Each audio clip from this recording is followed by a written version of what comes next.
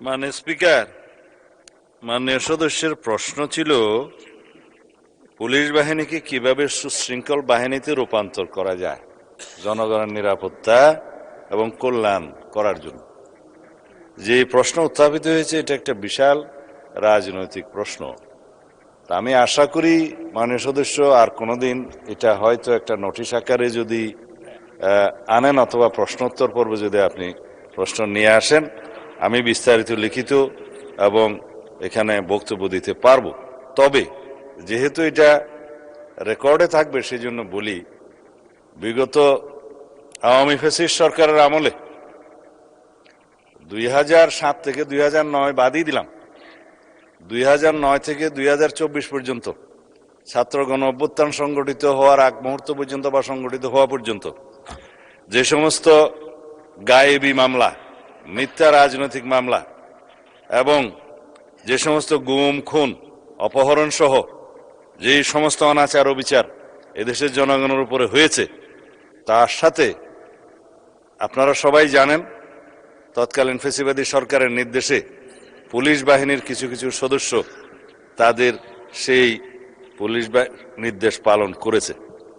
5ই August, আপনি 4 আগস্টের কথা বললেন, টাঙ্গাইলের একটি ঘটনা, দুঃখজনক ঘটনার, সেইটি তারই একটি অংশ এবং সে ব্যাপারে মামলা দায়ের করা হয়েছে।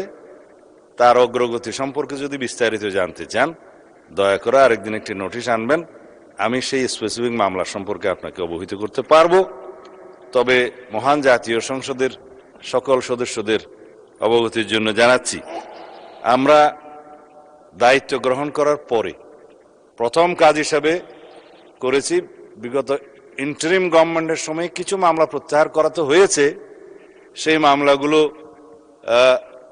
আমরা সরকারি দল, বিরোধী দল সহ অন্যান্য রাজনৈতিক কর্মী, অন্যান্য রাজনৈতিক দল, পেশাজীবী, সাংবাদিক সহ বিভিন্ন শ্রেণী পেশার মানুষের বিরুদ্ধে দায়েরকৃত মিথ্যা কিছু সংখ্যক মামলা প্রত্যাহার করা হয়েছে আবেদনের প্রেক্ষিতে, সেটা যাচাই বাছাই করে। কিন্তু সেখানে সকল মামলা অন্তর্ভুক্ত ছিল না, যেমন হত্যা মামলা, অপহরণ মামলা, তারপরে মাদকদ্রব্য, তারপরে অস্ত্র মামলা ইত্যাদি, এবং নারী নির্যাতন মামলা, ধর্ষণ মামলা, এগুলো কোনো কিছুই এখানে অন্তর্ভুক্ত ছিল না, কিছু বাদ ছিল। আমরা দায়িত্ব গ্রহণের পরে জেলা পর্যায়ে জেলা ম্যাজিস্ট্রেটের নেতৃত্বে একটি কমিটি গঠন করে দিয়েছি। তার টার্মস অফ রেফারেন্স সেখানে উল্লেখ করা আছে, আমি সেটা প্রেস ব্রিফিংয়েও বলেছিলাম।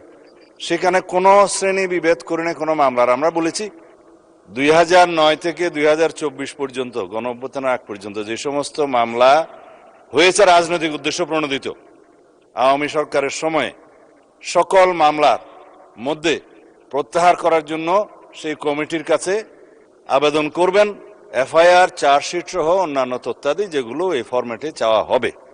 তখন সেই কমিটি স্ক্রুটিনি করে সেটা মন্ত্রণালয়ে প্রেরণ করবেন। আইনমন্ত্রীর নেতৃত্বে একটি কমিটি করে দেয়া হয়েছে, সেই কমিটিতে সেটা যাবে। তারা যেটা সাজেস্ট করবেন, পরামর্শ দিবেন, সেই মতে সিআরপিসি 494 অনুসারে মামলা প্রত্যাহারের ব্যবস্থা আমরা গ্রহণ করব ইনশাআল্লাহ। ধন্যবাদ। মাননীয় স্পিকার, পুলিশ বাহিনীকে সুশৃঙ্খল বাহিনী হিসেবে গড়তে হলে পুলিশ বাহিনী কর্তৃক কৃত ইতিপূর্বের যে বিশৃঙ্খলাগুলো আছে সেগুলোর সুরাহা হওয়া প্রয়োজন। সেক্ষেত্রে গত 16 বছর ধরে পুলিশ বাহিনীর ভিতর থেকে, অর্থাৎ আইন অমান্য করে পুলিশ যা কিছু করেছে, বিশেষত জুলাইতে পুলিশেরা, তাদের বাহিনীর অনেকেই আছেন যারা খুবই স্বপ্রণোদিত হয়ে নানা ধরনের হত্যাযজ্ঞে তারা অংশগ্রহণ করেছেন, মানুষের উপর নির্যাতন নিপীড়ন করেছেন। সেই বিষয়গুলোতে বিচার বিভাগীয় তদন্ত, বিচার বিভাগের কার্যক্রমের বাইরে এসে স্বরাষ্ট্র মন্ত্রণালয় তার ডিপার্টমেন্টাল কোনো পদক্ষেপ গ্রহণ করবে কিনা, এবং এই মুহূর্তে পুলিশ হত্যা নামক একটা ফ্রেম ব্যবহার করা হচ্ছে আওয়ামী লীগের তরফ থেকে আগস্টের এই ঘটনা প্রবাহের ভিত্তিতে। আমরা সেক্ষেত্রে স্বরাষ্ট্রমন্ত্রীর কাছে স্পষ্টভাবে জানতে চাই, এই যে একটা বিশৃঙ্খলা তৈরি করা হচ্ছে পুলিশ বাহিনীর ভিতরে, সেক্ষেত্রে এটা যে ঘাতক, তারা যে ঘাতক ছিল, তাদের যে এক ধরনের শাস্তির বিধান হয়ে গেছে, সেই বিষয়ে যে অস্পষ্টতা তৈরি হয়েছে, সেই বিশৃঙ্খলাগুলো দূরীকরণে স্বরাষ্ট্র মন্ত্রণালয়ের পক্ষ থেকে কোনো উদ্যোগ আছে কিনা আপনার মাধ্যমে জানতে চাই। আমি ইচ্ছা করলে মাননীয় সদস্যকে একটা আলাদা নোটিশ দেওয়ার জন্য আহ্বান করতে পারতাম, কিন্তু এটা একটা বিশাল রাজনৈতিক প্রশ্ন। যেমন জুলাই যোদ্ধাদের ইনডেমনিটি দেওয়ার বিষয়ে, আইনি এবং সাংবিধানিক সুরক্ষা দেওয়ার বিষয়ে জুলাই জাতীয় সনদে আমরা অঙ্গীকারাবদ্ধ হয়েছি। অঙ্গীকার নামার এটা 5 কি 6 নম্বর দফা, 6। সেখানে এই ইনডেমনিটি প্রদানের এই অঙ্গীকারের প্রেক্ষিতে বিগত ইন্টারিম গভর্নমেন্টের সময় একটা জুলাই যোদ্ধা সুরক্ষা অধ্যাদেশ নামে একটা অধ্যাদেশ জারি করা হয়েছে। সেটা 133টি অধ্যাদেশের মধ্যে এখানে মহান জাতীয় সংসদে উপস্থাপন করা হয়েছে। আমাদের যে বিশেষ কমিটি গঠন করা হয়েছে সংসদীয়, এই অধ্যাদেশগুলো পরীক্ষা নিরীক্ষা করে রিপোর্ট প্রদানের জন্য আগামী 2 তারিখে সেখানে আমরা আলোচনা করেছি এবং সুখের বিষয় সর্বসম্মতিক্রমে আমরা এই জুলাই যোদ্ধা সুরক্ষা অধ্যাদেশটা পার্লামেন্টে বিল আকার উপস্থাপন করে পাশ করার বিষয়ে একমত হয়েছে। নাম্বার 2, যে সমস্ত বিষয়ে আওয়ামী ফ্যাসিবাদী গোষ্ঠী বিভিন্ন ফেসবুক সহ সোশ্যাল মিডিয়াতে দাবি করছে যে এই সমস্ত হত্যাকাণ্ডের বিচার করা হবে কিনা এবং তারা বিভিন্ন দাবি করছে, আমি সেই বিষয়েও আরেকটি অনুষ্ঠানে বলেছিলাম তাইলে মুক্তিযোদ্ধাদেরও বিচার করা হবে রাজাকার হত্যার বিরুদ্ধে 1971 সনে।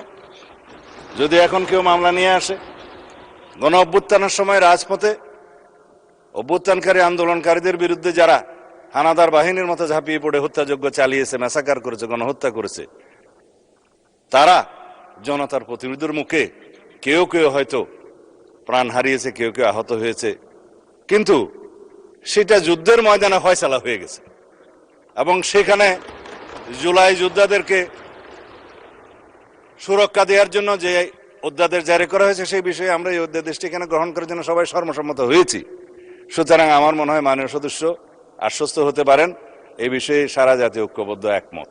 আর অন্যান্য বিষয়গুলো আপনারা যে স্পেসিফিক উল্লেখ করেছেন পুলিশের বিভিন্ন হত্যাকাণ্ড সম্পর্কে স্পেসিফিক মামলা দায়ের করা হয়েছে, কিছু মামলা আইসিটি কোর্টে হয়েছে, কিছু মামলা সাধারণ আইনে প্যানাল কোডের আন্ডারে বিভিন্ন মামলা আদালতে আছে, সেগুলো ইনভেস্টিগেশন হচ্ছে, কিছু কিছু বিষয়ে চার্জশিটেড হয়েছে এবং ফেসিস শেখ হাসিনার বিরুদ্ধে 2-1টা মামলা এবং তার সহযোগী স্বরাষ্ট্রমন্ত্রী সহ কয়েকজনের বিরুদ্ধে 2-1টা মামলা রায়ও ঘোষিত হয়েছে এবং সেই রায়গুলো সারা জাতি টেলিভিশনের মাধ্যমে একদম লাইভ টেলিকাস্ট করা হয়েছে, আপনারা দেখেছেন।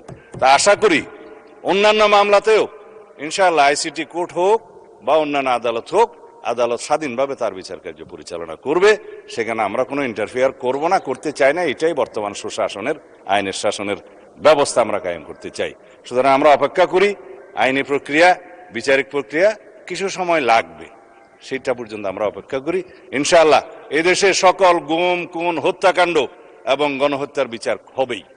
ধন্যবাদ।